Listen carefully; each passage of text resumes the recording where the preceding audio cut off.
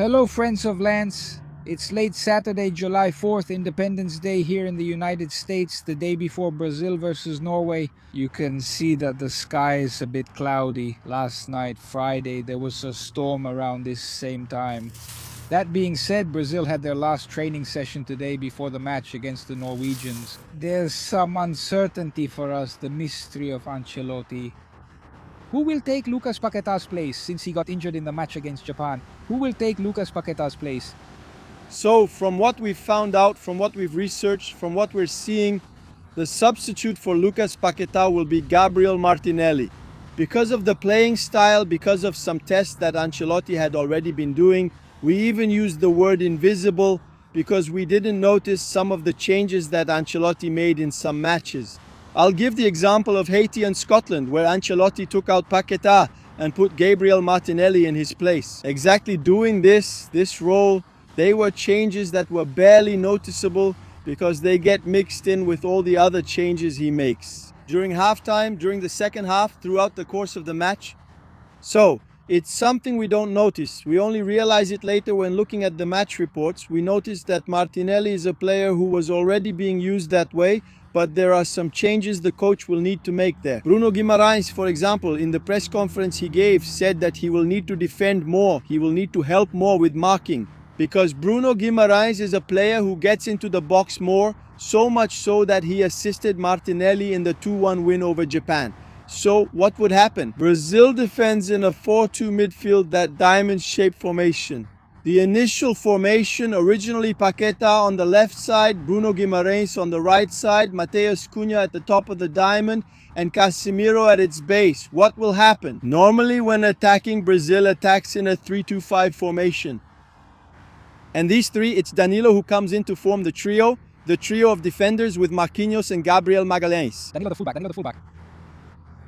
Casemiro stays back to mark, and usually Paquetá was the other man who closed in there, letting Bruno get a bit further into the box. What's going to happen? The man who's going to step in a bit more for marking will be Douglas Santos, with Vini staying completely wide on the wing and Martinelli moving into the channel to receive those balls in behind. A benefit of this formation is Martinelli and Vini can swap positions.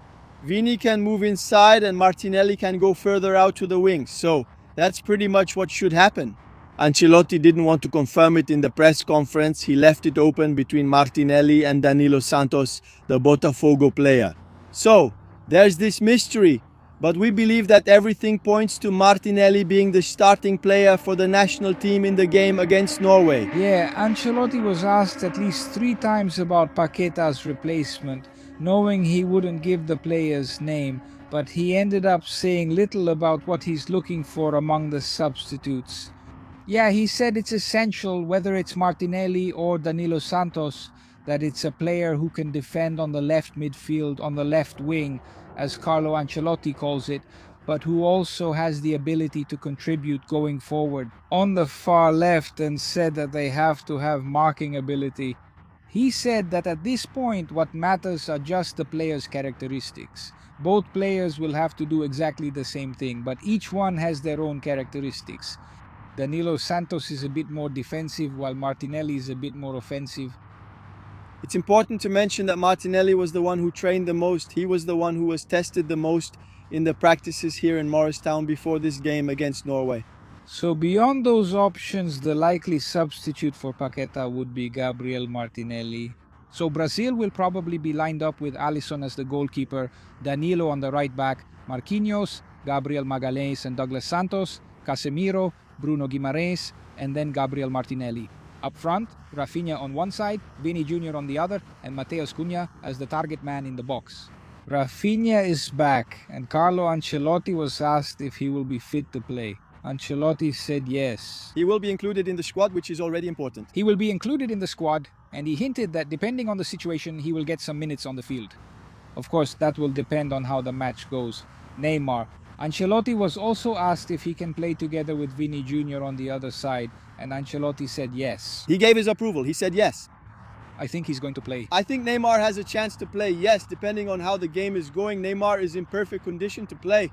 Neymar can come in either if Brazil needs a bit more creativity through the middle, because Neymar is seen as a substitute for Cunha, right? More like a player, a false nine there. But Neymar can also be that player to hold the ball, to draw fouls, to keep possession up front, because he knows how to do that very well. Yeah, Neymar, for me, he's ready to come in at any moment that Ancelotti thinks his presence on the field is important. And I think he will be used exactly that way whenever Ancelotti thinks it's necessary. Remember that in the game against Japan, Ancelotti said that at one point he considered putting Neymar in at the 60th minute if Brazil hadn't scored the first goal. Casemiro ended up scoring a little earlier, so he kept Neymar on the bench because then he thought about eventually bringing Neymar in to avoid any possible provocation. Exactly, he took a penalty too. And there was even an idea for Neymar to be the first to take it. Different from what happened in 2022 when Tite preferred to leave Neymar as the last taker. Yeah, it's important to say that the Norwegian team has Haaland. Everyone talked a lot about Haaland in that press conference, about how they need to handle Haaland. And it's going to be a great game to watch the matchups, right? Bruno Guimaraes even mentioned it. Odegaard and Bruno Guimaraes, playmakers Haaland and Gabriel Magalhaes, and we've seen a lot of images going around. Recently, we've seen images online of their confrontation, so this will be a great game to watch in New Jersey. To wrap up, Carlo Ancelotti was asked about it. Ancelotti always said before the World Cup that he believed the national team would grow as the tournament progressed. He was asked about it and said yes, Brazil improved from before. He always mentions the first game, there's a slight breeze here. He always mentions the game against Morocco, which was very bad. He says that Brazil improved a little against Haiti, then improved against Scotland. And he was asked, okay, but you say it got better, but that's very subjective. From an objective point of view, what grade do you give the Brazilian national team in the World Cup? Then Ancelotti said the following, that's something we do after every game. So he gave a grade. He revealed the secret, right? 6 for the first game. 6.5 for the game against Haiti. 7 for the game against Scotland. And he said it was 7.5 with Japan because he was happy at the end of the game, but he stopped there. It's slowly growing half a point at a time and was above average. Earlier, it's worth noting that former player Nene, who played for Vasco and Paris Saint-Germain, attended the national team's training today, which included a couple of meetings. He talked to Ancelotti's assistant coach. Then Ancelotti went over to him and talked. Neymar also went over and talked to him. He joked with Neymar saying, "You're looking fit, huh?" Neymar left laughing. "You have to be." And that's how it was. That's it, right, Dusa? Tomorrow, Brazil and Norway, New Jersey.